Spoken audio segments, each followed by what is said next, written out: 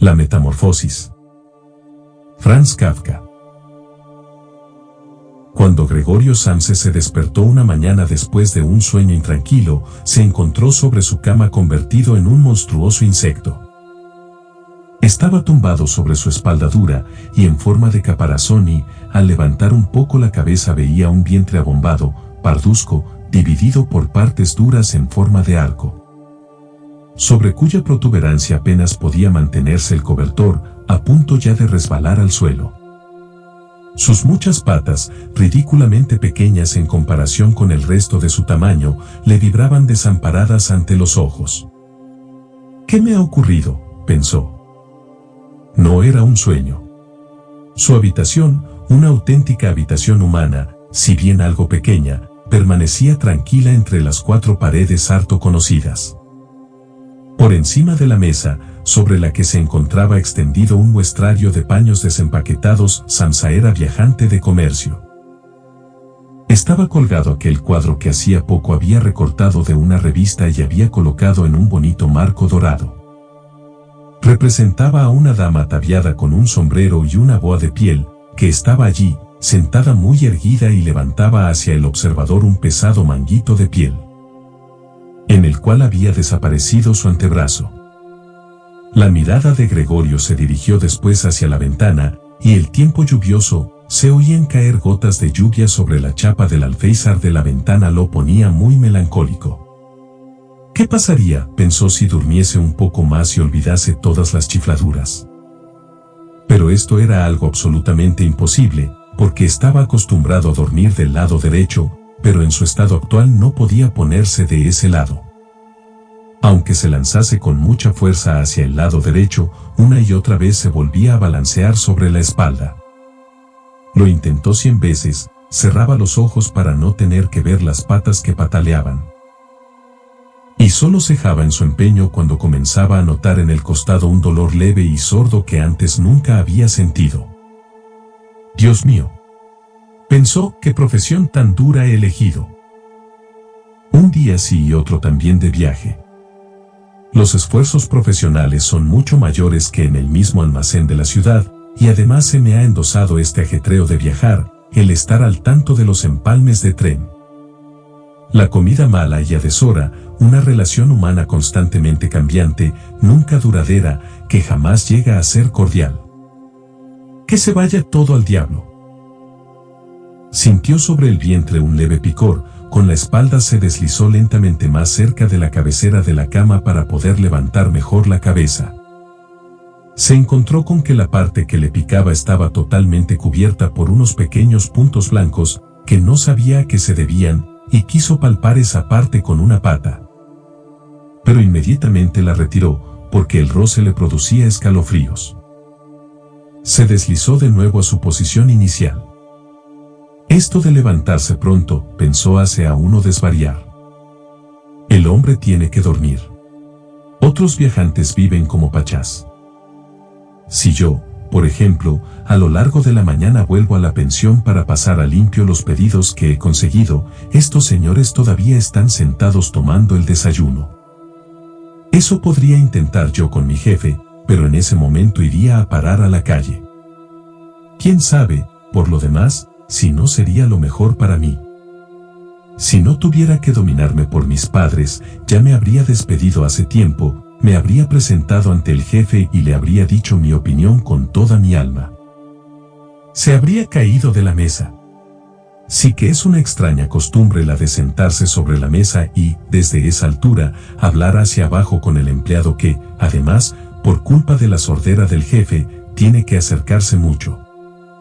Bueno, la esperanza todavía no está perdida del todo. Si alguna vez tengo el dinero suficiente para pagar las deudas que mis padres tienen con él, puedo tardar todavía entre 5 y 6 años, lo hago con toda seguridad. Entonces habrá llegado el gran momento. Ahora, por lo pronto, tengo que levantarme porque el tren sale a las 5, y miró hacia el despertador que hacía tic-tac sobre el armario. Dios del cielo, pensó. Eran las 6:30 y las manecillas seguían tranquilamente hacia adelante, ya había pasado incluso la media, eran ya casi las menos cuarto. Es que no habría sonado el despertador. Desde la cama se veía que estaba correctamente puesto a las 4, seguro que también había sonado. Sí, pero ¿era posible seguir durmiendo tan tranquilo con ese ruido que hacía temblar los muebles? Bueno, tampoco había dormido tranquilo, pero quizá tanto más profundamente. ¿Qué iba a hacer ahora? El siguiente tren salía a las 7, para cogerlo tendría que haberse dado una prisa loca, el muestrario todavía no estaba empaquetado, y él mismo no se encontraba especialmente espabilado y ágil. E incluso si consiguiese coger el tren, no se podía evitar una reprimenda del jefe. Porque el mozo de los recados habría esperado en el tren de las 5 y ya hacía tiempo que habría dado parte de su descuido. Era un esclavo del jefe, sin agallas ni juicio. ¿Qué pasaría si dijese que estaba enfermo? Pero esto sería sumamente desagradable y sospechoso, porque Gregorio no había estado enfermo ni una sola vez durante los 5 años de servicio. Seguramente aparecería el jefe con el médico del seguro, haría reproches a sus padres por tener un hijo tan vago y se salvaría de todas las objeciones remitiéndose al médico del seguro. Para el que solo existen hombres totalmente sanos, pero con aversión al trabajo. ¿Y es que en este caso no tendría un poco de razón? Gregorio, a excepción de una modorra realmente superflua después del largo sueño, se encontraba bastante bien e incluso tenía mucha hambre.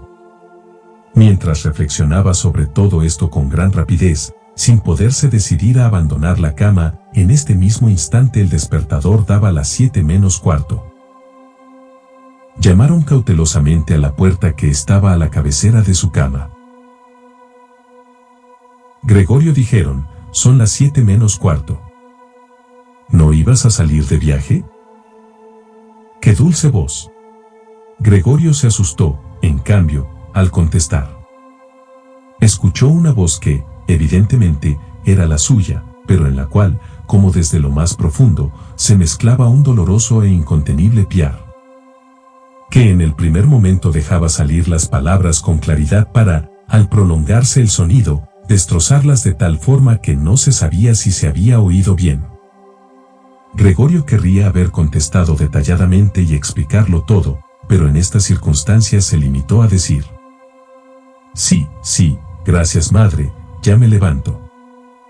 Probablemente a causa de la puerta de madera no se notaba desde fuera el cambio en la voz de Gregorio, porque la madre se tranquilizó con esta respuesta y se marchó de allí. Pero merced a la breve conversación, los otros miembros de la familia se habían dado cuenta de que Gregorio, en contra de todo lo esperado, estaba todavía en casa, y ya el padre llamaba suavemente, pero con el puño, a una de las puertas laterales. «Gregorio, Gregorio», gritó. «¿Qué ocurre?». Tras unos instantes insistió de nuevo con voz más grave. «Gregorio, Gregorio». Desde la otra puerta lateral se lamentaba en voz baja la hermana. «Gregorio, ¿no te encuentras bien? ¿Necesitas algo?». Gregorio contestó hacia ambos lados. «Ya estoy preparado», y con una pronunciación lo más cuidadosa posible, y haciendo largas pausas entre las palabras, se esforzó por despojar a su voz de todo lo que pudiese llamar la atención. El padre volvió a su desayuno, pero la hermana susurró: «Gregorio, abre, te lo suplico», pero Gregorio no tenía ni la menor intención de abrir, más bien elogió la precaución de cerrar las puertas que había adquirido durante sus viajes. Y esto incluso en casa. Al principio tenía la intención de levantarse tranquilamente y, sin ser molestado, vestirse y, sobre todo, desayunar y después pensar en todo lo demás, porque en la cama, eso ya lo veía. No llegaría con sus cavilaciones a una conclusión sensata. Recordó que ya en varias ocasiones había sentido en la cama algún leve dolor, quizá producido por estar mal tumbado, dolor que al levantarse había resultado ser solo fruto de su imaginación. Y tenía curiosidad por ver cómo se iban desvaneciendo paulatinamente sus fantasías de hoy. No dudaba en absoluto de que el cambio de voz no era otra cosa que el síntoma de un buen resfriado, la enfermedad profesional de los viajantes. Tirar el cobertor era muy sencillo, Solo necesitaba inflarse un poco y caería por sí solo, pero el resto sería difícil, especialmente porque él era muy ancho. Hubiera necesitado brazos y manos para incorporarse, pero en su lugar tenía muchas patitas que, sin interrupción, se hallaban en el más dispar de los movimientos y que, además, no podía dominar. Si quería doblar alguna de ellas, entonces era la primera la que se estiraba, y si por fin lograba realizar con esta pata lo que quería, entonces todas las demás se movían, como liberadas. Con una agitación grande y dolorosa. No hay que permanecer en la cama inútilmente, se decía Gregorio.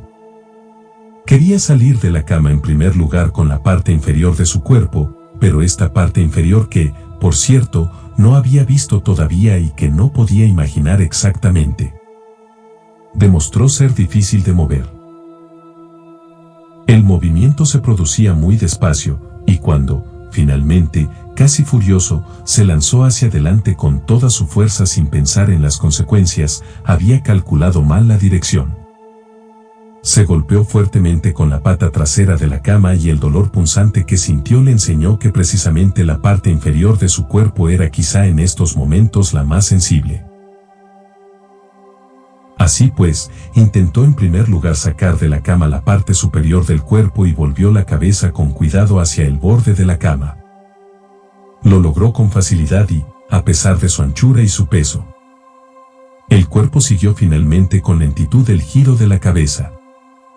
Pero cuando, por fin, tenía la cabeza colgando en el aire fuera de la cama, le entró miedo de continuar avanzando de este modo porque, si se dejaba caer en esta posición, tenía que ocurrir realmente un milagro para que la cabeza no resultase herida, y precisamente ahora no podía de ningún modo perder la cabeza, antes prefería quedarse en la cama. Pero ¿cómo? Jadeando después de semejante esfuerzo, seguía allí tumbado igual que antes, y veía sus patitas de nuevo luchando entre sí, quizá con más fuerza aún. Y no encontraba posibilidad de poner sosiego y orden a este atropello, se decía otra vez que de ningún modo podía permanecer en la cama y que lo más sensato era sacrificarlo todo. Si es que con ello existía la más mínima esperanza de liberarse de ella. Pero al mismo tiempo no olvidaba recordar de vez en cuando que reflexionar serena, muy serenamente, es mejor que tomar decisiones desesperadas.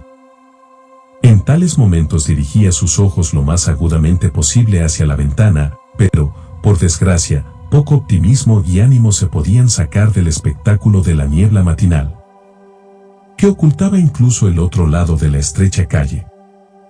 Las 7 ya, se dijo cuando sonó de nuevo el despertador, las 7 ya y todavía semejante niebla, y durante un instante permaneció tumbado, tranquilo, respirando débilmente, como si esperase del absoluto silencio el regreso del estado real y cotidiano.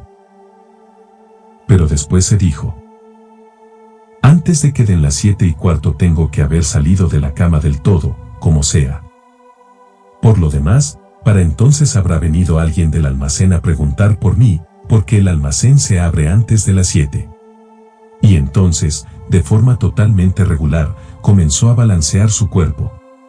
Cuán largo era, hacia afuera de la cama.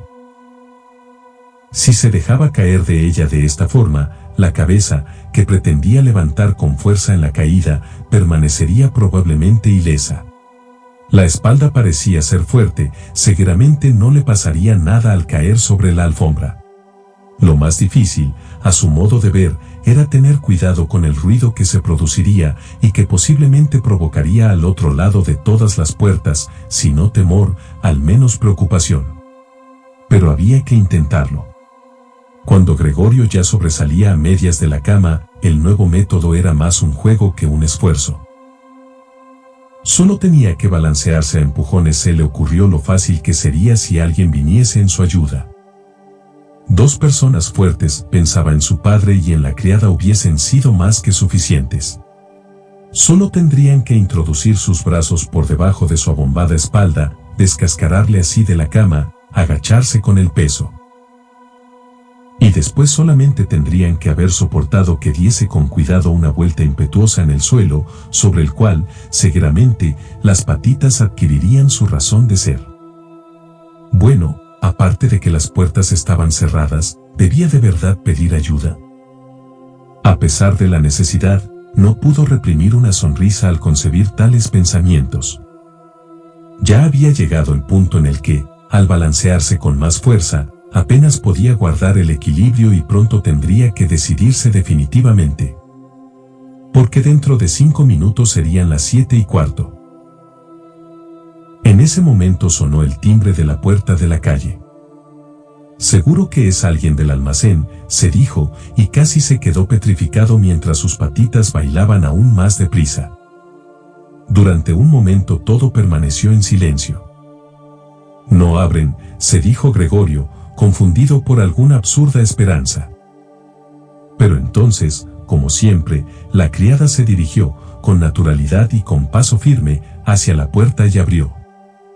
Gregorio solo necesitó escuchar el primer saludo del visitante y ya sabía quién era, el apoderado en persona. ¿Por qué había sido condenado Gregorio a prestar sus servicios en una empresa en la que al más mínimo descuido se concebía inmediatamente la mayor sospecha? ¿Es que todos los empleados, sin excepción, eran unos bribones? ¿Es que no había entre ellos un hombre leal y adicto a quien, simplemente porque no hubiese aprovechado para el almacén un par de horas de la mañana, se lo comiesen los remordimientos y francamente no estuviese en condiciones de abandonar la cama? ¿Es que no era de verdad suficiente mandar a preguntar a un aprendiz si es que este pregunteo era necesario? Tenía que venir el apoderado en persona y había con ello que mostrar a toda una familia inocente que la investigación de este sospechoso asunto solamente podía ser confiada al juicio del apoderado. Y, más como consecuencia de la irritación a la que le condujeron estos pensamientos que como consecuencia de una auténtica decisión, se lanzó de la cama con toda su fuerza. Se produjo un golpe fuerte, pero no fue un auténtico ruido. La caída fue amortiguada un poco por la alfombra y además la espalda era más elástica de lo que Gregorio había pensado, a ello se debió el sonido sordo y poco aparatoso. Solamente no había mantenido la cabeza con el cuidado necesario y se la había golpeado, la giró y la restregó contra la alfombra de rabia y dolor. Ahí dentro se ha caído algo, dijo el apoderado en la habitación contigua de la izquierda. Gregorio intentó imaginarse si quizá alguna vez no pudiese ocurrirle al apoderado algo parecido a lo que le ocurría hoy a él, había al menos que admitir la posibilidad. Pero, como cruda respuesta a esta pregunta, el apoderado dio ahora un par de pasos firmes en la habitación contigua e hizo crujir sus botas de charol. Desde la habitación de la derecha, la hermana, para advertir a Gregorio, susurró: «Gregorio, el apoderado está aquí». «Ya lo sé», se dijo Gregorio para sus adentros, pero no se atrevió a alzar la voz tan alto que la hermana pudiera haberlo oído. Gregorio dijo entonces el padre desde la habitación de la derecha: «El señor apoderado ha venido y desea saber por qué no ha salido de viaje en el primer tren. No sabemos qué debemos decirle, además desea también hablar personalmente contigo, así es que, por favor, abre la puerta. El señor ya tendrá la bondad de perdonar el desorden en la habitación».